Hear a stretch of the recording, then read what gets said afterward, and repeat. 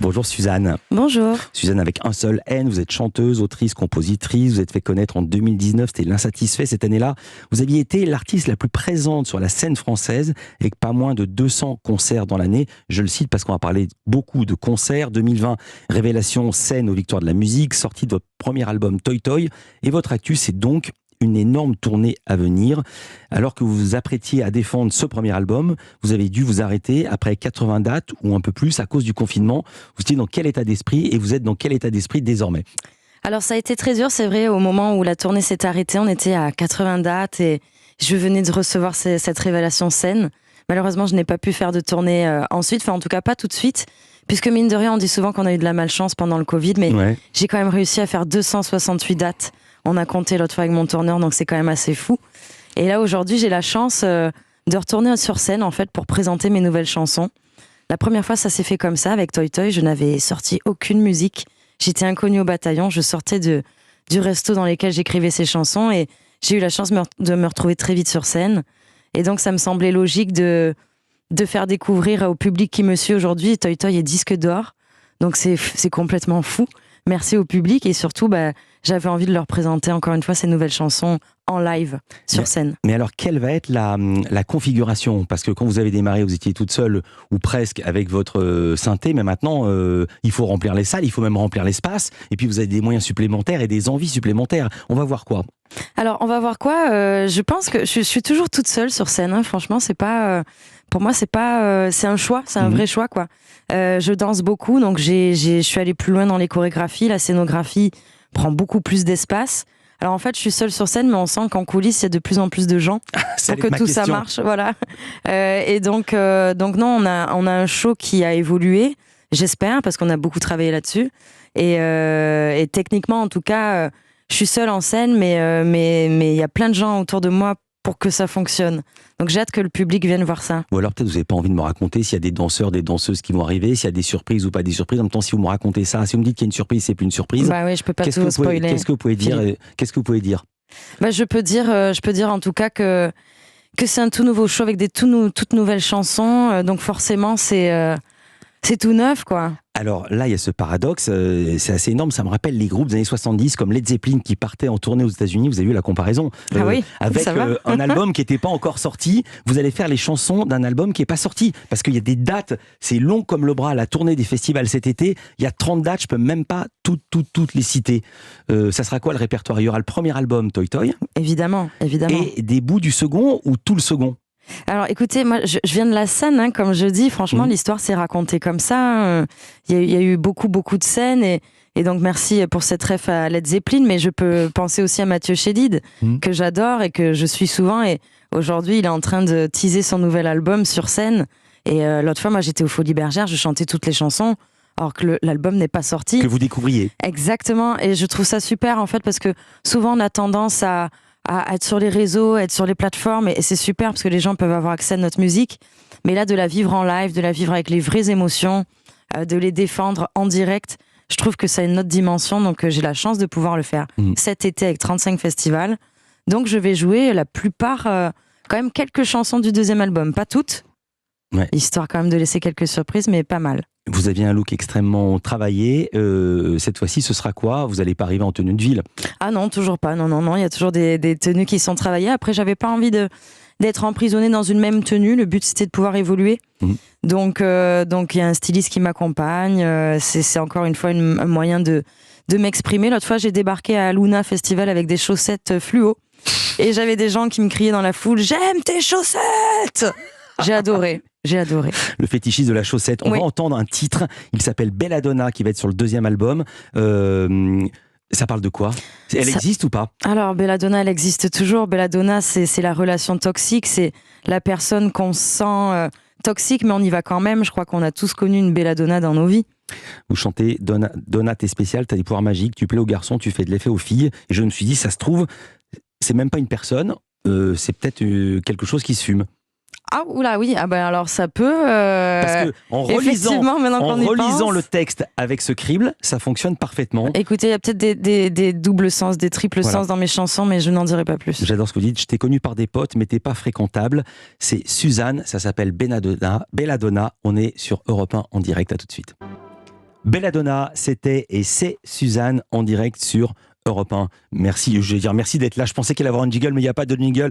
C'est de ma faute. Vous l'avez écrite quand, cette chanson et cet album? Il a été écrit quand? Vous êtes en train de le peaufiner, de le terminer, c'est bien ça? Complètement. Je suis en train de le peaufiner, de le terminer. Il faut qu'il me ressemble cet album. Donc voilà, je lâche pas les détails.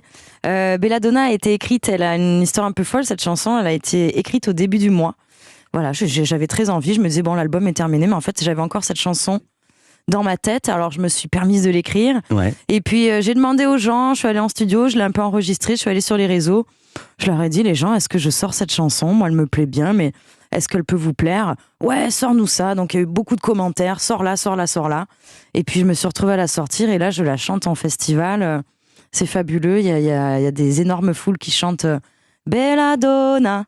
C'est fabuleux. Voilà, donc merci au public de m'avoir soutenu à la sortir. Il y a quand même une épaisseur dans le texte, mais c'est pas non plus un titre militant. Est-ce que le deuxième album va être plus festif que le premier? Je pense que, encore une fois, comme le premier, il y a des zones où c'est festif et il y a des zones où je parle de sujets sociétaux. En effet, quand j'arrive avec un Clit is Good, on se doute bien que je vais parler de choses peut-être un peu plus profonde dans les textes. Alors Clit is Good, ça parle de plaisir féminin, ça parle d'égalité aussi, hein, mine de rien. Je pense que dans cet album, je vais aborder encore une fois le quotidien, ma vision du monde, et peut-être m'ouvrir un peu plus à ceux qui se demandent qui est Suzanne et qui me suivent depuis le départ. Peut-être que je répondrai à cette question-là. Clit is Good, qu'on entendra tout à l'heure en entier dans Culture Média. Il y a une chanson de vous qui a beaucoup marqué les esprits, même les députés, ça s'appelle SLT. Vous le prononcez comment, SLT? Oh salut, SLT, ça marche quoi, les deux marchent. Ça dénonce le machisme ordinaire, l'agression sexuelle, et ça commence par le harcèlement de rue. Ça commence comme ça. Tu vas au boulot, tu marches seul, à la hauteur du H&M. Y'a un type qui gueule, salut bonne meuf, t'es vraiment très charmante. Tu sais, je te mangerai pour le 4 heures, t'es si appétissante. Je te ferai pas la bise, mais si tu veux, on peut baiser. Moi, les petites meufs comme toi, j'en ferai qu'une bouchée. Ben pourquoi tu marches plus vite? Je t'ai pas agressé, je t'ai même fait des compliments. Tu pourrais au moins t'arrêter, comment ça t'as pas le temps? Et t'es pas célibataire, tu sais, moi je suis pas jaloux. Viens dans mon lit, ça va te plaire aussi, faut arrêter de te plaindre. Là tu l'as bien cherché, t'as une jupe tellement courte, même pas besoin de la soulever. Les filles comme toi, c'est dangereux. Pire que le mal incarné. Et c'est moi que l'on accuse de me comporter en chimpanzé. Souffle, serre les dents, comme d'hab, tu te tais. Souffle, sois prudente, marche sur le trottoir d'à côté. T'es une pouffe, c'est devenu courant de l'entendre 3 fois par journée. T'as un hume, peut devenir violent si tu donnes pas le vrai. Bah toi fillette. Suzanne, vous mimez le morceau comme si vous étiez sur scène. Ouais, comme si vous étiez dedans. Vrai, non? Oui, c'est vrai que quand j'entends cette chanson... J'ai l'impression de vous avoir extraite de la chanson pour vous placer dans le réel et dans ce studio de radio où et on est. J'étais à 2 doigts de me lever, Philippe, oui. et de taper la Corée. Mais non, mais c'est vrai qu'à force de la jouer, cette chanson elle a été très importante pour moi. J'ai pu la chanter aux Victoires de la musique, d'ailleurs l'année où j'ai reçu la révélation scène. Elle est importante pour moi aussi parce qu'elle parle à beaucoup de femmes, je crois, à beaucoup de femmes et d'hommes.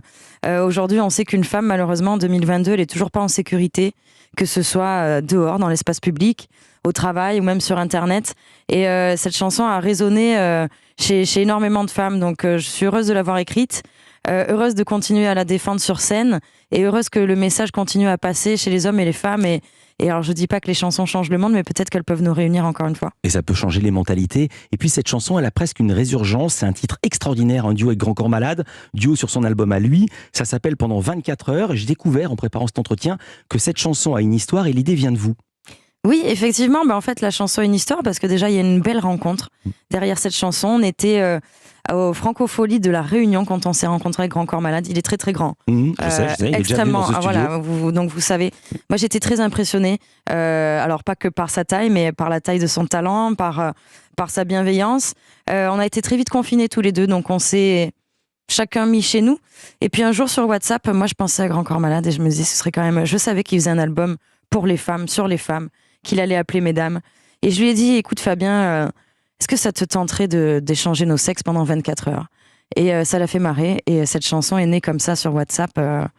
Voilà, chacun avec notre envie moi, un homme pendant 24 heures et lui une femme pendant 24 heures. Eh bien, ça donne ça, extrait. Je mettrai la main au cul à un pote un peu lourd. pour qu'ils comprennent enfin que c'est pas très glamour. Je pourrais prendre tout mon temps, pas d'horloge biologique. Si je veux pas d'enfant, personne n'en fera tout un cirque. Je testerai tout de suite ces petites galères au féminin. L'épilation, le maquillage, perdre ses clés dans le sac à main, les talons hauts, le vernis à ongles, les rappels mensuels du corps. D'être une femme, je veux découvrir l'enfer du décor. Je pourrais ne plus me raser, personne dira que c'est dégueu. J'aurais plus mal au ventre, à gna gna de mes deux. Je dirais bonjour patron sans qu'il me dévore des yeux. Dealer l'augmentation sans dîner amoureux. Devant ma PS4 pendant que ma meuf plie en quatre. Je mettrai pas la table, c'est pas la fin du match. Je pisserai sur le trottoir comme le petit chien de la voisine. C'est l'avantage de la physiologie masculine. Je vais pas vous demander si, comme dit le cliché de Grand Corps Malade, vous perdez vos clés au fond de votre sac, mais plus sérieusement, vous êtes jeune, vous avez quel âge ? J'ai 30 ans. Est-ce qu'on commence déjà ? Est-ce que vous subissez déjà la pression des bonnes âmes qui vous posent la sempiternelle question ? Alors, quand est-ce que tu nous fais des enfants ? Ouais, ça, évidemment, écoutez, à 30 ans, je pense qu'une femme à 30 ans, ouais, on lui met déjà un petit peu la pression. Toutes mes copines autour commencent à avoir des enfants, donc et toi, c'est quand Écoutez, moi, je ponds des albums, j'accouche des albums. Là, pour le moment, ça me suffit amplement. Voilà la réponse sur la ponte. Comment vous étiez avant de vous appeler Suzanne ? Parce que c'est un pseudo, je ne vais pas tout raconter. C'est le portrait pré-fame de Lisa Marie Marquez. Culture Média continue sur Europe 1 avec Suzanne. Europe 1 Culture Média.